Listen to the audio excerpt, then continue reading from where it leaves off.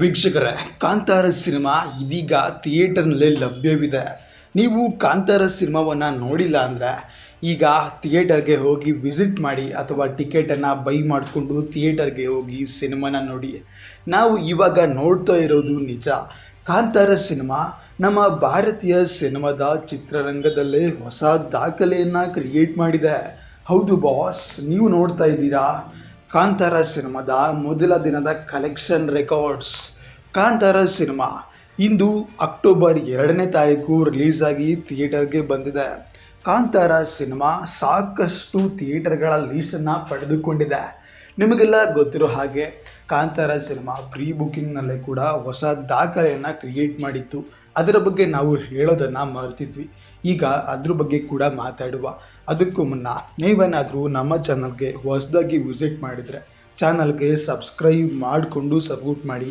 ಹಾಗೆ ಕಾಂತಾರ ಸಿನಿಮಾನ ನೋಡಿಲ್ಲ ಅಂತ ಅಂದ್ಕೊಂಡಿದ್ರೆ ಒಂದು ಫ್ಯಾಮಿಲಿ ಪ್ಲ್ಯಾನಿಂಗ್ ಜೊತೆ ಹೋಗೋ ಪ್ಲ್ಯಾನಿಂಗನ್ನು ಮಾಡಿಕೊಳ್ಳಿ.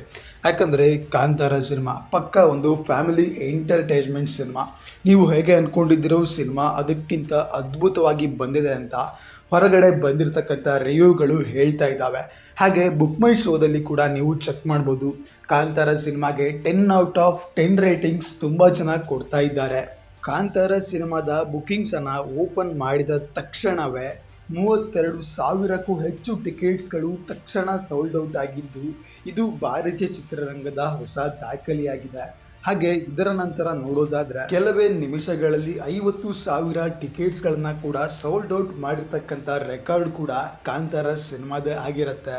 ನೀವೇ ಲೈವ್ನಲ್ಲಿ ಬುಕ್ ಮೈ ಶೋದಲ್ಲಿ ತೆಗೆದುಕೊಂಡು ನೋಡಿದರೂ ಕೂಡ ಕಾಂತಾರ ಸಿನಿಮಾ ಟ್ರೆಂಡಿಂಗ್ನಲ್ಲಿ ಇದ್ದು ಬರೋಬ್ಬರಿ 85,000ಕ್ಕೂ ಹೆಚ್ಚು ಟಿಕೆಟ್ಸ್ಗಳನ್ನು ಸೋಲ್ಡ್ ಔಟ್ ಮಾಡುವ ಪ್ಲ್ಯಾನಿಂಗನ್ನು ಮಾಡಿಕೊಂಡಿದೆ. ಹಾಗೆ ಈ ಒಂದು ಸಿನಿಮಾ ಬರೋಬ್ಬರಿ ಒಂದು ದಿನಕ್ಕೆ 4 ಆಟಗಳನ್ನು ಪ್ರದರ್ಶಿಸಲಾಗಿದ್ದು ನೀವು ನಿಮ್ಮ ನೆಚ್ಚಿನ ನಿಯರ್ ಬೈ ಥಿಯೇಟರ್ಗಳಲ್ಲಿ ಹೋಗಿ ಸಿನಿಮಾನ ನೋಡಬಹುದು.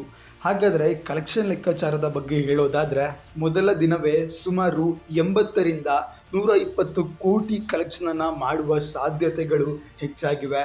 ಹಾಗಾದರೆ ನಿಮ್ಮ ಪ್ರಕಾರ ಕಾಂತಾರ ಸಿನಿಮಾ ಮೊದಲ ದಿನ ಎಷ್ಟು ಕಲೆಕ್ಷನ್ ಮಾಡುತ್ತೆ ಅಂತ ಮರಿದೇನೆ ಕಮೆಂಟ್ಸ್ ಮೂಲಕ ಕಮೆಂಟ್ಸ್ ಮಾಡಿ.